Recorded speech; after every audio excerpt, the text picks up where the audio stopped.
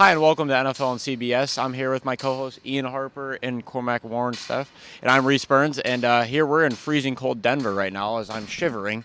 And today we had the number 2 Denver Broncos hosting the number 5 Patriots for the AFC Championship. All right, Drake May versus Bo Nix matchup. Ian, what do you have so far? Just talk about how the Pats got here. Started Jacoby Brissett, had a bit of a rough first 4 games, going 1-3. They decided to start the youngster. May goes on to have a great rest of the season, getting them here. And I think really just looking back towards that trade for Brandon Ayuk before the season, that's really has propelled this offense into being one of the best in the league, from one of the worst receiving cores and the very questionable offense itself to having the Drake May break out in his rookie year, having Ayuk stay consistent. You're seeing a team that already had a good defense, pairing it with a good offense, and they've surprised a lot of people this year. There's some great points, and I think a lot of Patriots fans were mad that they started Jacoby Brissett, but I think Drake May needed that. He needed the veteran presence to start off. Whether they started 1-3 or they would have started 3-1, who knows? But Drake May needed that. He needed it, and they still made it here. That's the good point. But Bo Nix, he carried the team. Like Zach Wilson got brought in, thought that he might start over him, but Bo Nix started, and he's had a great season. All right, fellas. So who do we see as the X factor?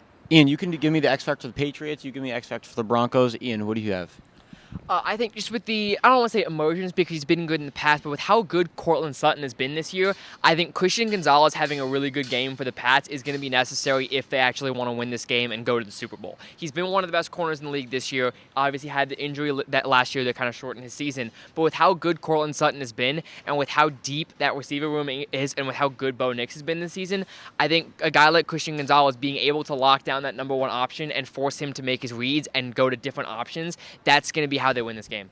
All right, Cormac. I'm actually going to play right off of what Ian said. And you're right, Christian Gonzalez is going to play a big part in this game with locking down Cortland Sutton. So then I'm going to look at the wide receiver 2 or wide receiver 3 for the Broncos, either Josh Reynolds or Troy Franklin. I think Troy Franklin more than Josh Reynolds.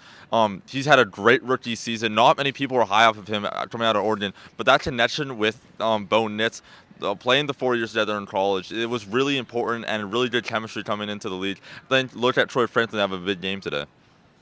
All right, should be a great game today in the Mile House City. I'm Reese Burns here with my co-hosts Ian Harper and Cormac Warren Steph. Let's send up to booth with Jim and Tony. Thanks.